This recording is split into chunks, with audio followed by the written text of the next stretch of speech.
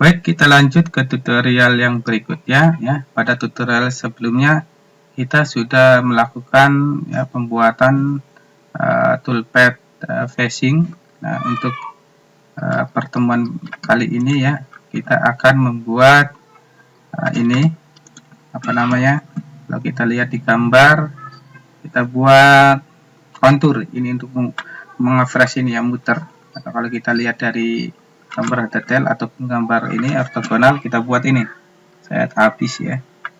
Nanti yang tersisa itu hanya ini ya, tapi ini masih belum kita kerjakan. Yang kita kerjakan arah luarnya. Nah, ini untuk istilah ini ya, di Mastercam itu istilahnya itu pembuatan bentuk ataupun kontur ya, tapi ini kontur luar. Kenapa luar? Karena ini posisinya berada di arah luar, muter ya. Ini nanti habis. Nah, sehingga nanti hasilnya kalau dilihat dari pandangan depan ini seperti ini juga seperti ini, sehingga ya ada perbedaan. Nah, untuk dalam konturnya itu sendiri dari sini ke sini, kalau kita lihat di sini ya, ini 10 mm ya. Nah, nanti patokan untuk konturnya garisnya itu garis yang ini ya, kotak atau persegi panjang dengan radius 10.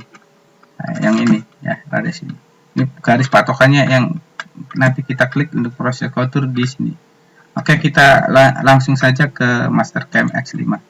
Oke, supaya ini tidak ruwet pandangannya ya, kita klik atau kita hilangkan ini ya, toggle display on selected operation untuk proses passingnya kita hilangkan. Oke, kita pastikan ini di bawah, kemudian kita pilih toolpad karena kita mau membuat kontur toolpad ya, kita pilih kontur. Nah, selected contour chain. Nah, untuk patokannya, patokan garis konturnya seperti yang saya bilang tadi ya, kalau kita lihat dari atas itu yang kita pakai yang ini ya, yang beradius kotak radius 10. Nah, kita klik saja di sini. Nah, seperti yang sebelumnya ya, saya menginginkan atau saya setting rencanakan ini arahnya searah jarum jam. Nah, ini pastikan ya muter ya, apa namanya, warnanya kuning semua. Ini artinya tidak ada yang terputus dari garisnya muter ini. Kalau misalkan kuningnya tidak sampai nyambung ya, berarti itu ada yang terputus. Oke, berarti ini sudah benar. Tinggal kita lakukan checklist. Nah, akan muncul ini 2D toolpad untuk proses kontur ya, yang kita blok pun ini kontur. Dengan cara yang sama pada proses passing, kita atur tool. Nah, untuk tool yang kita gunakan nanti ini pakai flat end mill atau pisau jari ya, dengan diameter 10. Kalau kita lihat di sini ya, ini untuk tool yang kedua ini belum muncul, belum ada, maka saya pilih dari select library tool. Nah, di sini muncul. Nah, ini kalau kita lihat ini flat end mill ya, atau pisau jari posisi vertikal. Ini diameternya macam-macam. Kalau 1 flat end mill ini diameter 1 mili ya, kalau di 4 mili diameternya.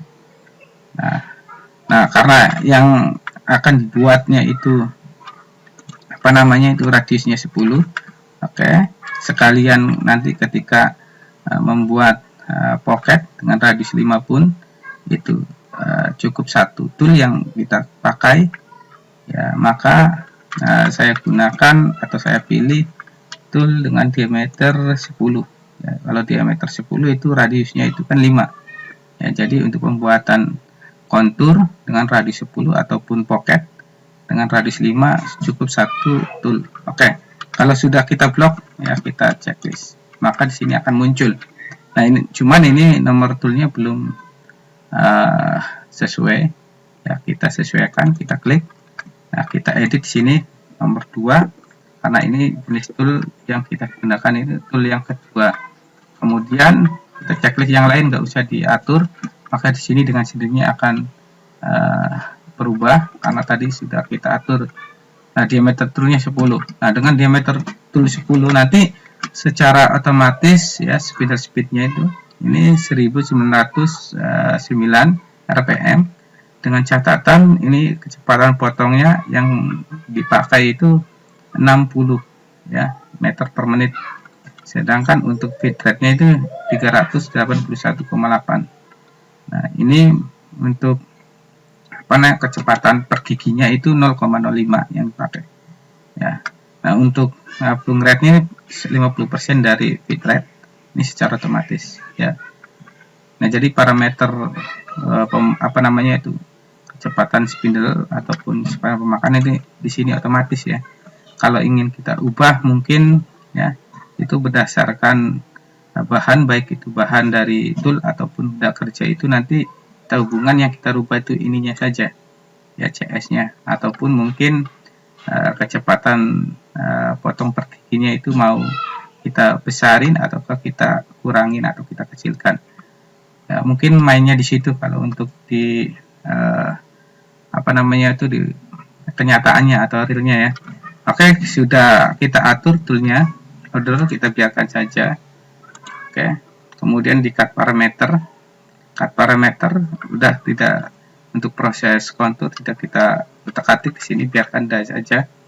Kemudian di depth cut ini sama seperti tadi, kalau tidak di checklist nanti kedalaman pemakanannya tadi untuk membuat kontur ini dengan kedalaman 10 mili ini kan sudah otomatis ya 10. Jadi sekali makan, apakah mungkin di kenyataannya? Ini tidak mungkin ya, tidak aman. Nah, oke, kita ini kan saja checklist. Nah, kita atur. Nah, untuk kedalaman setiap kali pemakanan ya, ini saya atur 1 mm kedalamannya. Jadi sekali makan itu 1 mm. Nanti di finish atau langkah terakhirnya itu dengan sendirinya 1 mm. Nanti akan mengatur dengan sendiri. Nah, ini pastikan di checklist keep tool down biar selalu berada di bawah. Nah, di sini ada lean in dan out. Lean in out. Nah, ini udah ke checklist. Lean in out itu gerak awal ya. Gerak awal dan gerak keluar ya. Kalau untuk di proses kontur keluar sih tidak masalah. Cuman ya saya hilangkan saja checklistnya. Nanti ini ke ini. Kemudian kita lihat yang mesti kita atur itu multi passes. Ya, tapi kita biarkan saja dulu biar kita tahu bedanya. Kemudian linkin parameter seperti tadi kita aktifkan saja. Ini ya biarkan, tidak kita ketik, cuman kita lakukan ini pengeditan biar lebih cepat, tidak terlalu jauh. Kita edit ini saja.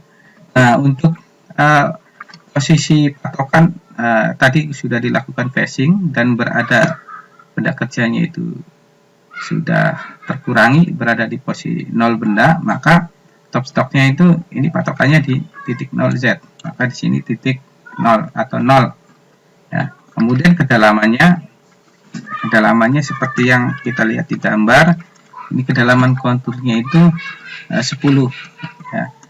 Karena berdasarkan gambar itu posisi topnya itu berada di atas atau titik 0Z, maka kalau kita lihat tiga dimensi atau isometri itu kan kedalamannya itu ke bawah posisi negatif Z, karena kedalamannya 10 kita buat negatif 10 ke arah bawah ya Z nya.